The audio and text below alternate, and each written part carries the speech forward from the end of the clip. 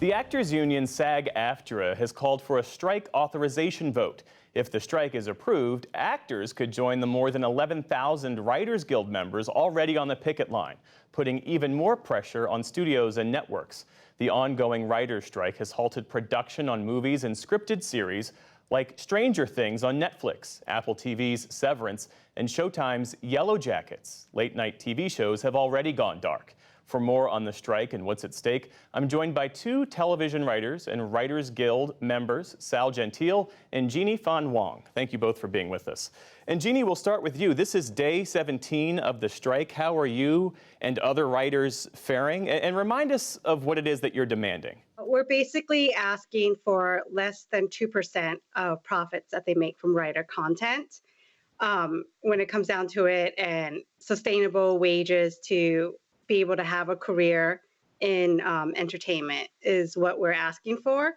And I was just out on the picket line this morning and felt really good with morale. And all of us I drove in, I had a 2-hour commute because I'm house sitting out of town.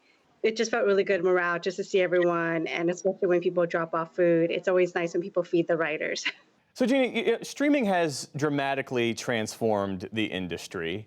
This is a prolific era in American entertainment. One would think that compensation would reflect that. Why hasn't it? There's a huge influence of the tech industry on streaming and the way that writers are being compensated. So I'm both a television and a new feature writer. And in television, our employment, we're paid weekly, and the average number of weeks that a writer is working in a room has gone down a lot.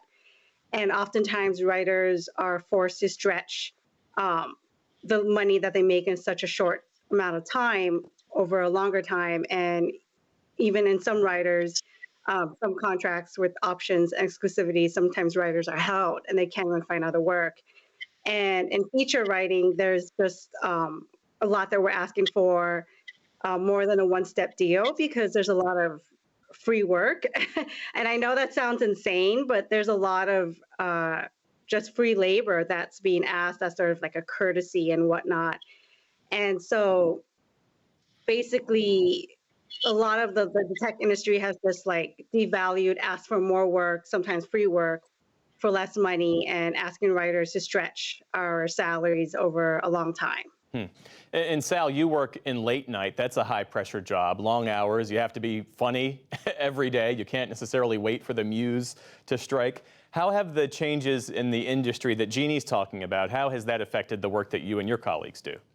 Well, so I'm incredibly lucky because my show is on a broadcast network. And so we benefit from protections that the Guild has fought for and collectively bargained for over many years. We benefit from protections such as minimum pay and residuals for the reuse of our material. And that makes it possible for writers to have a livable career and to go from project to project.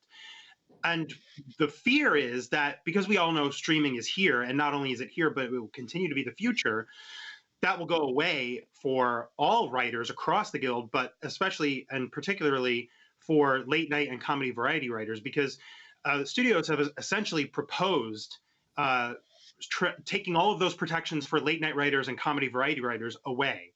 And as you mentioned, it's a high pressure job. You have to respond to the news every single day and write jokes about the news every single day. And it's really hard to do that without the security, at least some minimum level of guarantee about what your contract is going to say. And the studios would like in the future, if these shows are exclusively on streaming, to pay writers not a minimum, not the residuals, but to pay a day rate, which would not make it a sustainable career for anybody. And so because I love the type of writing I do, I love late night writing, I love writing jokes about the news, I want to make sure it remains a sustainable career both for myself and my colleagues and for people who come after us, because there's going to be plenty more insane news for the shows to make fun of. Sal, a sticking point in the writer strike has to do with artificial intelligence. AI is already being used in entertainment writing. What are some of the concerns that you and your colleagues have? Yeah, so I want to establish one thing, which is that writers are not naive about technology. We know that AI is here, and we know that it's the future. And we want to make sure that we can use it as a tool creatively in the creative process rather than being replaced by it.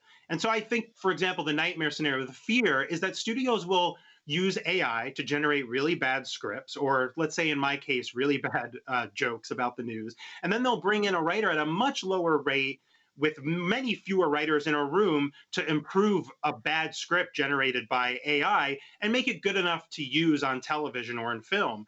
And so we just want basic protections in place to make sure that they can't do that.